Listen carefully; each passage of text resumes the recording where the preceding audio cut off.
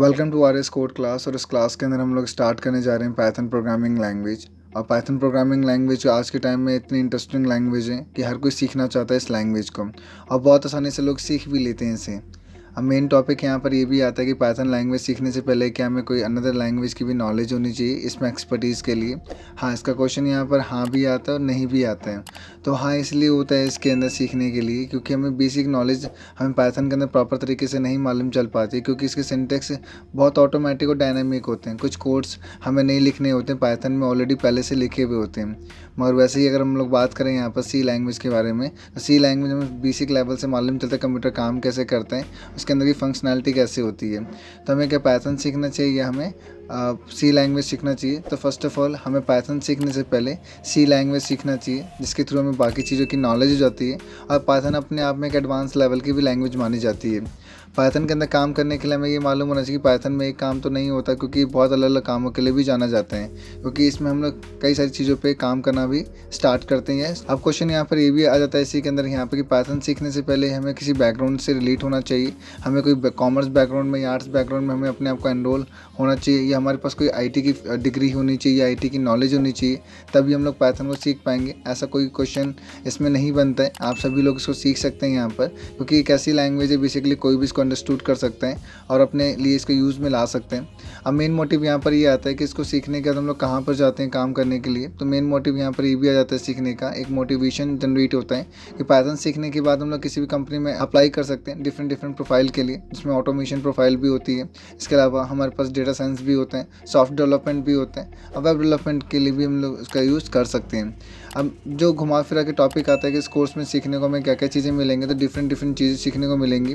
और पहली बात यहाँ पर ये भी आ जाती है कि पाइथन किस तरह की लैंग्वेज है, इसके बारे में भी हम लोग देखेंगे। अब पहला जो क्वेश्चन हमारे पास यहाँ पर ये आ जाता है कि पाइथन सीखने से पहले हमें किन बातों का ख्याल रखना चाहिए, ये पाइथन किस तरह की लैंग्वेज को सपोर्ट करती है और उसमें किन किन तरह के काम होते हैं। फर्स्ट ऑफ ऑल मैं आपको क्लियर कर दूँ इसके अंदर कि पाइथन एक सिंपल लैंग्वेज है, जो बाकी लैंग्वेज के मुकाबले बहुत सिंपल है। इसके सिंटेक्स बहुत ईजीली लिखे जाते हैं, बहुत टफ इसके सिंटेक्स नहीं होते हैं। जनरल पर्पस को इसलिए कहा जाता है क्योंकि बाकी लैंग्वेज के मुकाबले अगर हम लोग बात करें यहाँ पर, तो एक तरह से ये हम लोग इसमें कुछ भी चीज़ बहुत आसानी से क्रिएट कर पाते हैं। यहाँ पर बहुत से सॉफ्टवेयर को क्रिएट कर पाते हैं, बहुत आसानी से क्रिएट कर पाते हैं। एक प्लस पॉइंट यहाँ पर ये भी हो जाता है इसके अंदर। हाई लेवल लैंग्वेज है, यानी कि एक ऐसी लैंग्वेज जो कि फ़िलहाल हर कोई से आसानी से रीड कर सकता है, समझ सकते हैं और आसानी से लिख भी सकते हैं। यानी कि इंग्लिश के सेंटेंस या वर्ड का इसमें यूज़ किया गया, कोई एक कॉम्प्लिकेटेड वर्ड इसमें इम्प्लीमेंट नहीं किया गया। आप इसे आसानी से समझ सकते हैं कि इसका मतलब है क्या।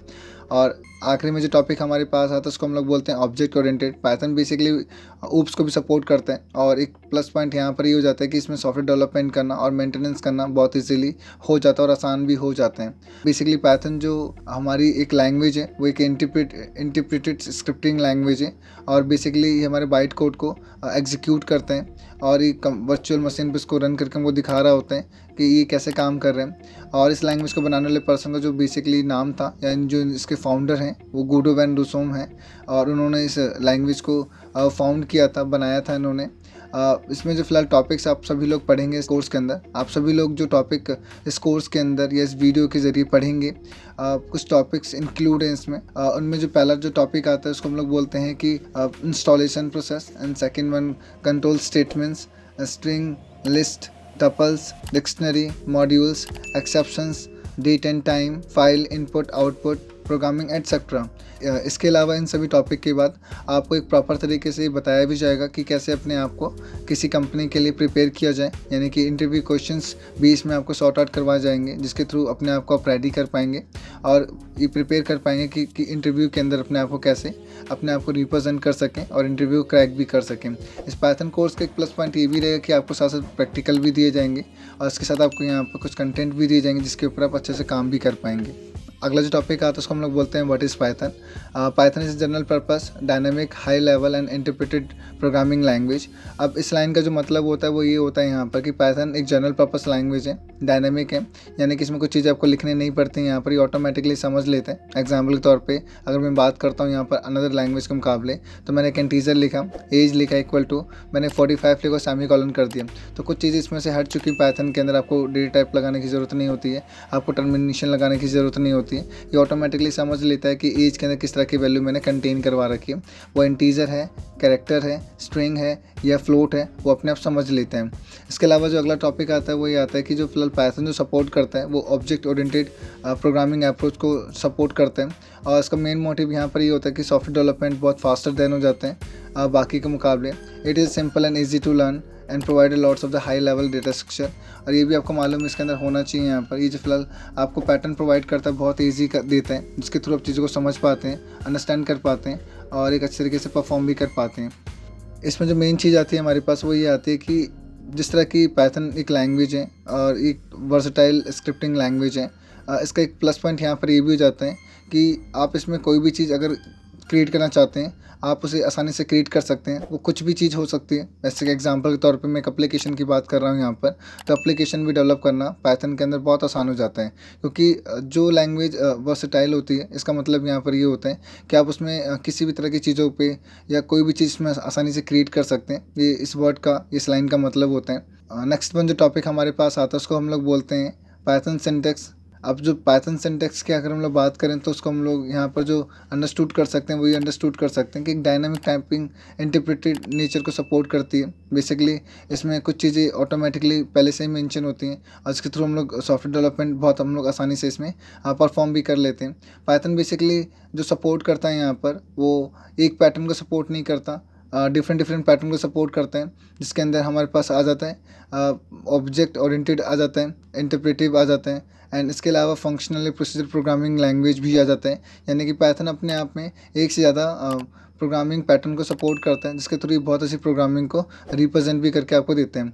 एक जो बहुत इंपॉर्टेंट चीज़ होती है पाइथन के अंदर जो हमेशा हमें देखने को समझने को मिलेगी कि पाइथन जो बेसिकली सपोर्ट करता है वो इंडेंट को सपोर्ट करता है। और मगर इंडेंटेशन फिलहाल किसी किसी जगह पे ये नॉट वर्किंग में जाते हैं, जिसको हम लोग बोल सकते हैं वेब प्रोग्रामिंग। जब हम लोग वेब प्रोग्रामिंग कर रहे होते हैं यहाँ पर तो उस जगह पे इसका कोई रूल नहीं होता, उस जगह पे कोई इंडेंटेशन फॉलो नहीं किया जाता। That is why is known as the multipurpose programming language because it can use and web enterprise 3D and 3D CAD application. और इसीलिए इसको यहाँ पर मल्टीपर्पज़ प्रोग्रामिंग लैंग्वेज भी कहा जाता है। और क्योंकि इसके कई सारे यूजेस भी होते हैं तो हम लोग इसको कई सारी जगहों पे यूज़ भी कर सकते हैं, जिसकी फ़र्स्ट ऑफ ऑल वेब हो गया, इंटरप्राइज हो गया, 3D कैड एप्लीकेशंस हो गए एटसेट्रा। इन सब जगहों पे इनका हम लोग आसानी से यूज़ कर पाते हैं।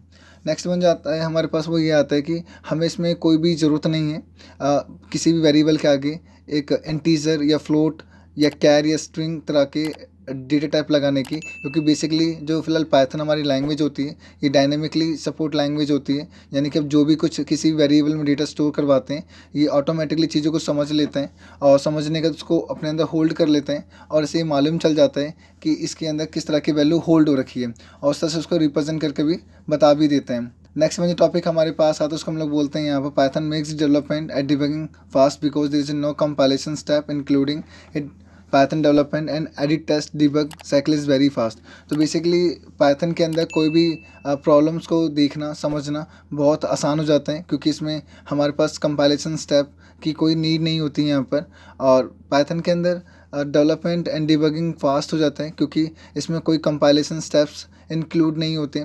तो इन सब बातों का ध्यान रखते हुए अगर हम चीज़ों को समझें यहाँ पर तो पाइथन अभी तक के मामले में बहुत अपने आप में एक इंटरेस्टिंग लैंग्वेज रही है। उसके बारे में जिस तरह से हमने अंडरस्टूड किया यहाँ पर वो ये समझा यहाँ पर पाइथन में किस तरह से काम होता है और हमें किस तरह से इसमें वर्क भी करना चाहिए। नेक्स्ट वन टॉपिक हमारे पास आता है पाइथन वर्जन्स। अब पाइथन वर्जन्स की अगर हम लोग बात करते हैं यहाँ पर तो हमारे पास 2 वर्जन्स अवेलेबल हैं यहाँ पर, पाइथन 2 वैसे पाइथन 3। अभी जिस पर हम लोग वर्क करते हैं उसको हम लोग बोलते हैं पाइथन 3, मगर इससे पहले जो चलती थी कुछ टाइम पहले पाइथन 2 पे मोस्टली कंपनीज या लोग काम करते थे। पाइथन 2 को क्यों चेंज किया गया और पाइथन 3 को क्यों लाया गया यहाँ पर, इसके सम रीजंस थे यहाँ पर, जिसके वजह से पाइथन 2 को रिप्लेस कर दिया गया पाइथन 3 से। अब पाइथन 2 की जगह पे हम लोग पाइथन 3 को यूज़ करते हैं। और हर एक प्रोग्रामिंग लैंग्वेज में यही रहता है कि जब भी कोई नया लैंग्वेज या कोई भी नया वर्जन्स रिलीज़ हो रहा होता है तो नए फीचर को सपोर्ट करते हैं और एग्जिस्टिंग वर्जन्स के मुकाबले वो थोड़ा सा एडवांस भी होता है, तो वो भी हमें अंडरस्टूड यहाँ पर होना चाहिए। दूसरी बात यहाँ पर ये होता है कि जैसे कि हम लोगों ने नए वर्जन पे स्विच किया था तो हम लोग क्या पुराने वर्जन्स पे काम कर पा रहे थे, तो it is easier for project to switch in the newer version. However in this case of the Python the two versions Python 2 and 3 are very much different from each other। तो basically हमें अच्छे से मालूम होना चाहिए यहाँ पर कि पाइथन 2 में और पाइथन 3 में ऐसे क्या नए फीचर्स चेंजेस हुए हैं यहाँ पर, जिसकी वजह से लोगों ने पाइथन 2 को छोड़ करके पाइथन 3 में काम करना शुरू कर दिया। पाइथन 2 के सिंटैक्स कैसे लिखे जाते थे और पाइथन 3 के सिंटैक्स कैसे लिखे अभी इस समय जाते हैं, इन दोनों में आपको डिफ्रेंशिएट करना है और आपने अंडरस्टैंड करना है कि दोनों में क्या फ़र्क है लिखावट में और काम करने के तरीके में।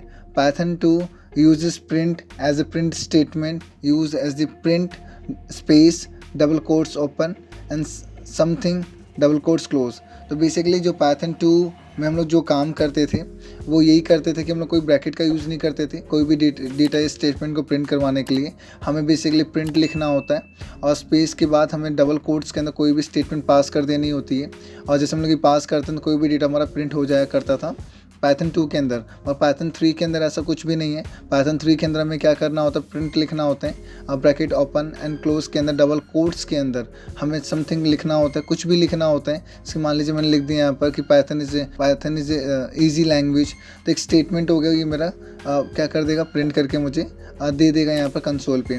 पाइथन 2 के अंदर मुझे बेसिकली अगर इनपुट लेना होता तो मुझे लिखना होता कि raw underscore input bracket open and close.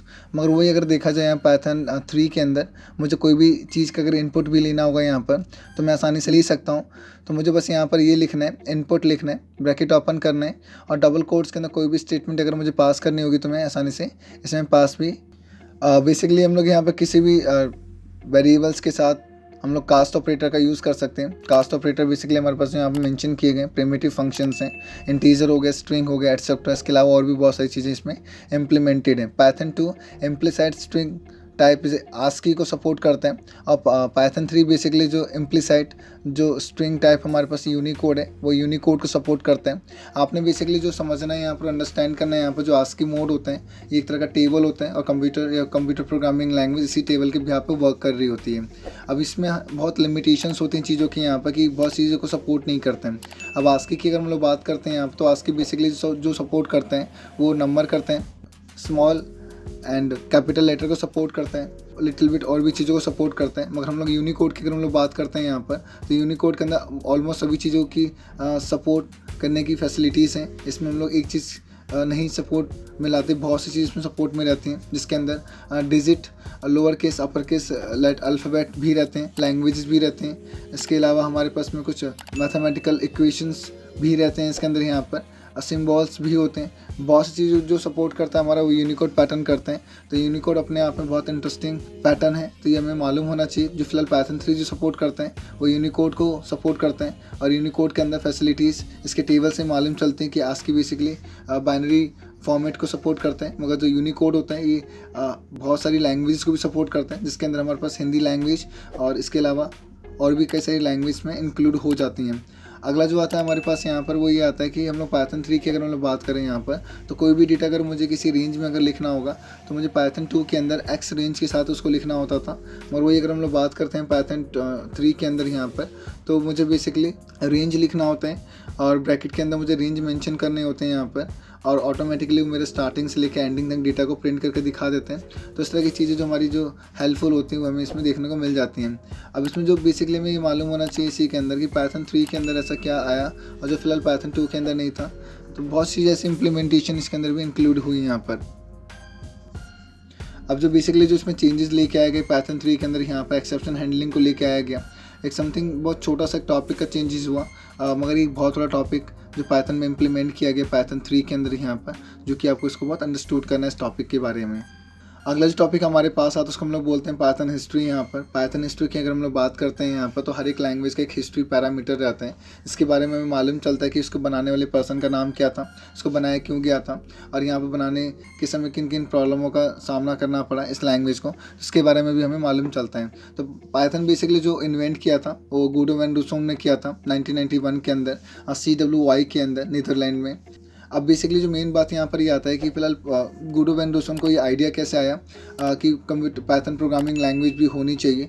तो बेसिकली इन्होंने कुछ फीचर्स को पहले तो अडॉप्ट किया था ABC प्रोग्रामिंग लैंग्वेज से। और एक क्वेश्चन यहाँ पर ये भी आता है बेसिकली कि मतलब कि इसके पीछे का क्या मतलब कि मेन मोटिव था कि इसका नाम पाइथन ही रखा जाए यहाँ पर। तो ये मालूम चलता है गुडो वैन दुसम की फैक्ट थ्योरी से। उनको एक बेसिकली कॉमेडी शो के फ़ैन थे जो बीबीसी चैनल पे आता था, जिसका नाम था मोंटी पाइथन्स फ्लाइंग सर्कस। तो देन इन्होंने वहीं से इस नाम को पिक किया था।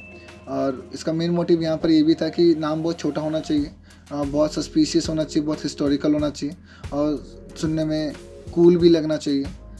दैट्स वाई इन्होंने नाम उस शो से पिक करके और उस लैंग्वेज में कन्वर्ट करके मार्केट में रिलीज़ कर दिया था। छोटी सी थ्योरी थी, मगर ये बहुत इंटरेस्टिंग थी कि पाइथन हिस्ट्री कैसी बनी रही यहाँ पर, पाइथन हिस्ट्री में क्या क्या चीज़ें फेस हुई यहाँ पर। तो ये हमें अच्छे से मालूम इसमें चल चुके हैं। इसी के बाद आता है कि पाइथन मैं क्यों सीखूं, वाई लर्न पाइथन। तो पाइथन सीखने का मेन मोटिव यहाँ पर ये भी होता है क्योंकि पाइथन एक चीज़ प्रोवाइड नहीं करता, बहुत सारी फीचर्स प्रोवाइड करते हैं और जिसके थ्रू हमें सीखना चाहिए यहाँ पर, क्योंकि इसमें एक चीज़ तो नहीं बनाई जाती हैं, बहुत सी चीज़ें बनाई जाती हैं और बहुत अलग अलग फील्ड में अपने हम लोग फ्यूचर को भी इसमें बना सकते हैं। पहली बात यहाँ पर ये आती है कि इसमें सीखने के लिए क्या क्या चीज़ें हैं हमारे पास यहाँ पर और मैं क्यों सीखूँ इसे यहाँ पर, एक क्वेश्चन यहाँ पर हमेशा बना रहता है। तो मेन बात यहाँ पर ये भी रहेगा आपके लिए कि सीखने के लिए हमें मालूम होना चाहिए। एक क्वेश्चन आता है हमारे पास यहाँ पर कि मुझे पाइथन क्यों सीखना चाहिए, वाई लर्न पाइथन। तो इसका मेन मोटिव यहाँ पर ये मालूम होना चाहिए कि हम लोग कहीं भी जाते हैं, कोई भी एक मोबाइल ख़रीदने जाते हैं, तो उस दौरान मोबाइल जब हम लोग ख़रीदने जाते हैं तो हम लोग देखते हैं कि मार्केट में कई सारे मोबाइल्स अवेलेबल होते हैं। तो उनमें से मेरे पास एक, मान लीजिए कि एक एप्पल का फ़ोन है और या मेरे पास एक वीवो का फ़ोन है। तो वीवो का मेरे पास कोई भी एक नॉर्मल सीरीज़ ले लीजिए और मैं जाता हूँ उस शॉप में और मैं दूसरा सीरीज़ देखता हूँ, तो मेरे पास दो सीरीज़ हैं जो कि मेरे से एक एडवांस लेवल पे हैं। तो मैं हमेशा नए वाले ही कोई लूँगा क्योंकि उसमें फ़ीचर ज़्यादा होते हैं और according to my normal phone, तो मुझे उसी को ही लेना चाहिए, मुझे इसको रिप्लेस करना चाहिए। वैसे हर एक लैंग्वेज के अंदर हर एक चीज़ को सीखने से पहले हमें मालूम होना चाहिए कि क्यों सीखा जाए इसे। तो क्वेश्चन आता है कि वाई लर्न पाइथन।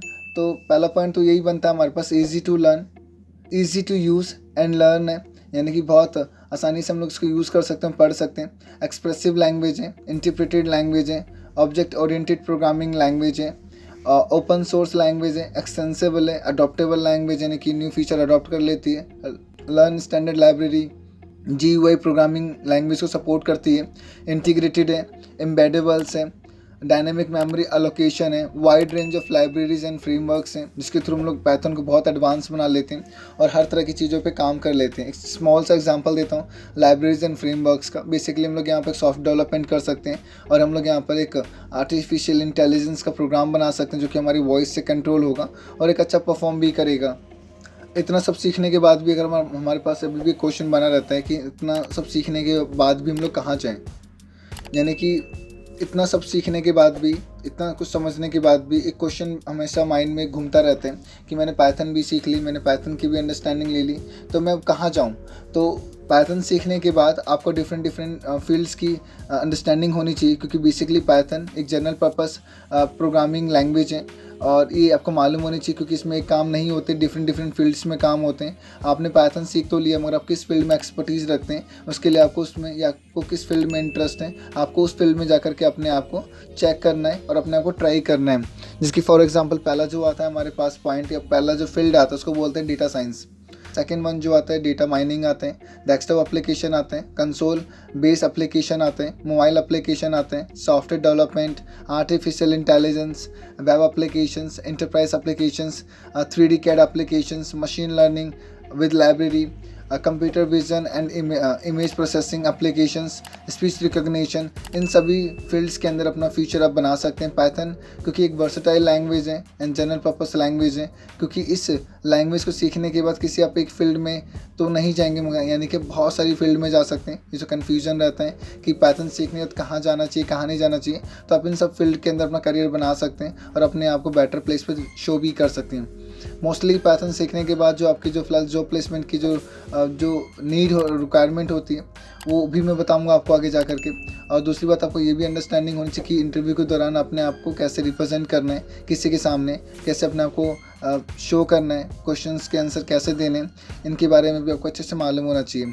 मेन बात यहाँ पर ये समझना है कि आप जो भी पढ़ें इस क्लास के दौरान आपने जो मेन बातों का ख्याल रखना है, जो भी कराया जाए इसको बड़े ध्यान से प्रैक्टिकल करना है, इम्प्लीमेंट करना है, बार बार बोलना है, उसको दूसरों को भी समझाना है, जिससे कि आपको बेहतर तरीके से चीज़ों को समझ में भी आए।